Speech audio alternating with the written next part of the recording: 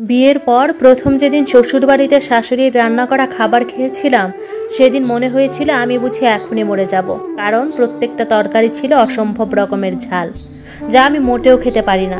এক লুকমা খেয়ে আর খাওয়ার সাহস হলো না। কি করব ভেবে না পেয়ে প্লেটের খাবারগুলো নাড়াচাড়া করছিলাম। তখন আমার শাশুড়ি মা বলে উঠল, কি হলো বৌমা, খাচ্ছ না কেন, খাও। শাশুড়ির কথা শুনে আমার স্বামী তাহামি আর আমার ননদ তাহামিনা আমার দিকে তাকালো। আমি একবার তাদের তিনজনের দিকে তাকিয়ে খেতে শুরু করলাম। এত পরিমাণ ঝাল ছিল যে মনে হচ্ছিল আমার গলা বুঝিয়ে এখনই পুড়ে গেল। অনেক কষ্ট করে খাবারটা শেষ করে আমার জন্য বরাদ্দ রুমে চলে গেলাম। রুমেই একটা জগে পানি রাখা ছিল। এমন পরিস্থিতি তৈরি হয়েছিল আমি পুরো জগের পানিটা এক নিঃশ্বাসে পান করতে পারলে আমি বাঁচি। এরই মধ্যে আমার স্বামী তাহামি রুমে এলো, কিন্তু কিছু না বলে ওয়াশরুমে চলে গেল। 2-3 মিনিট পর ওয়াশরুম থেকে বের হয়ে এক পলক আমার দিকে তাকিয়ে রুম থেকে বেরিয়ে গেল মানুষটা। আচমকা চোখে জল জমে গেল। বুঝতে পারলাম না তা ঝালের কারণে হলো নাকি তাহামির ব্যবহারে। বাবা মায়ের বড় আর একমাত্র মেয়ে হওয়াতে আমি খুব একটা রান্নায় পারদর্শী নই। নিজের থেকে যা শিখেছি তাই ভালো রান্না করতে পারি। রান্নার পাত্রে মাছ দিয়েছিলাম ভাজার জন্য, কিন্তু মাছ ভাজতে ভাজতে কবে যে নিজের পরিবারের চিন্তায় চলে গিয়েছি সেটা টেরই পেলাম না। শাশুড়ি মায়ের চিৎকার শুনে চমকে নিজের ভাবনা থেকে বেরিয়ে এলাম। পাত্রের দিকে তাকিয়ে দেখি মাছের এক পাশটা পুরো পুড়ে কয়লা হয়ে গিয়েছে। তখন আমার শাশুড়ি মা বলল, মা কি রান্নাঘরের কিছুই শেখায়নি তোমাকে? রান্না কি করে করতে হয় সেটাও তো দেখে জানো না। রাগী দৃষ্টিতে চেয়ে আমাকে বললেন তিনি। আমি অপরাধীর মতো মাথা নিচু করে দাঁড়িয়ে রইলাম। তাহামি আজ বেতন পেয়েছে। ফেরার পথে শাশুড়ি মা, ননদ আর আমার জন্য 3টে শাড়ি কিনে এনেছে সে।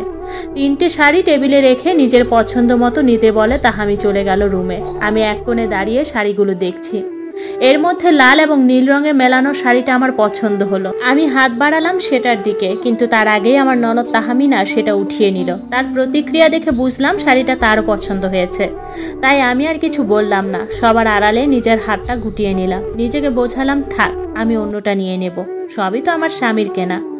ঝুম বৃষ্টি হচ্ছে বাইরে। দুপুরের খাবারের পর একটু ঘুমিয়েছিলাম, আর তখনই বৃষ্টি শুরু হয়েছে। আমি তাড়াতাড়ি বিছানা থেকে নেমে দৌড় দিলাম ছাদের উদ্দেশ্যে, কিন্তু শেষ রক্ষা হলো না। সব কাপড় অনেক আগেই ভিজে জুবুথুবু হয়ে গিয়েছে। মন খারাপ করে কাপড়গুলো নিয়ে নিচে নেমে এলাম, কিন্তু দরজার কাছে আসতে দেখলাম শাশুড়ি মা রাগী ভাব নিয়ে দরজার কাছে দাঁড়িয়ে আছেন। আমি মাথা নিচু করে ওনার সামনে এসে দাঁড়ালাম। আমি দাঁড়াতেই তিনি কাপড়গুলো আমার হাত থেকে টেনে নিয়ে চলে গেলেন। আমি এখনো মুখ ভার করে মাথা নিচু করে দাঁড়িয়ে রইলাম, কিন্তু কয়েক সেকেন্ড পরেই আমার ঠোঁটের কোণে হাসি ফুটে উঠল। বুঝতে পারছেন না তো এই হাসির কারণ? মুদ্রার এই পিঠটা তো দেখেছেন, চলুন এবার আপনাদের মুদ্রার ও পিঠটা দেখাই।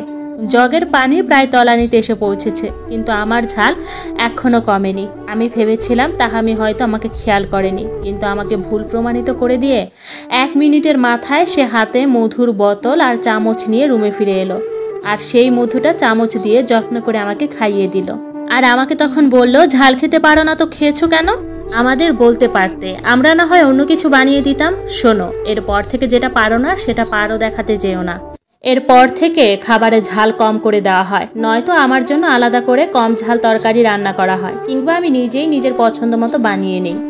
মাছ পুড়িয়ে ফেলাতে আমার মনের মধ্যে খুবই অনুশোচনা হচ্ছিল। ভেবেছিলাম শাশুড়ি মা হয়তো আমার মাকে দোষ দিচ্ছেন, কারণ আমি ভালো রান্না পারি না, কিন্তু না, ওনার এই কথা বলার অর্থ অন্য কিছু ছিল। এরকমটা ছিল, এই মেয়ে, তোমাকে কি তোমার মা রান্নাঘরের কিছুই শেখায়নি? তুমি এটা জানো না রান্না করার সময় চুলার থেকে একটু দূরে থাকতে হয়? কিন্তু তুমি তো একেবারে চুলার সাথে লেগে দাঁড়িয়েছ। শোনো মেয়ে, আমার ঘরে এসব চলবে না। রান্না যেরকম হবে হোক, কিন্তু রান্নার সময় সাবধান থাকতে হবে, না হলে কিন্তু তোমার রক্ষে নেই। মন খারাপ করে এক কোণে দাঁড়িয়েছিলাম। তখন আমার ননদ তাহামিনা এসে আমার পাশে দাঁড়িয়ে বলল, দেখো ভাবি, শাড়িটা সুন্দর না? এটা বলাতেই সে শাড়িটা আমার গায়ে জড়িয়ে দিল। এই শাড়িটাতে তোমাকে খুব সুন্দর লাগবে, এই শাড়িটা তাহলে তুমিই নাও, আমি কালো শাড়িটা নেব। ননদের কথা শুনে খারাপ লাগাটা নিমিষেই চলে গেল। বুঝলাম ননদ আমাকে খেয়াল করেছে। ভেজা কাপড়গুলো হাত থেকে নিয়ে শাশুড়ি মা চলে তো গিয়েছিলেন, কিন্তু পর মুহূর্তেই তড়িঘড়ি করে একটা তোয়ালে নিয়ে আবারও ফিরে এলেন। আমার গায়ে থাকা পানিগুলো মুছে দিতে দিতে তিনি বললেন, এই বৃষ্টির মধ্যে ছাদে যাওয়ার কি দরকার ছিল তোমার? কাপড়গুলো দরকার পড়লে আরো ভিজত। এরকম আর করবে না। যদি কোনো দুর্ঘটনা হয়ে যেত তখন কি হতো? যাও তাড়াতাড়ি শাড়ি চেঞ্জ করে এসো, নয়তো অসুস্থ হয়ে পড়বে। আমি শাশুড়ি মায়ের দিকে হাসি মুখে তাকিয়ে ভেতরে চলে এলাম। প্রত্যেকের জীবনে দুটো দিক থাকে।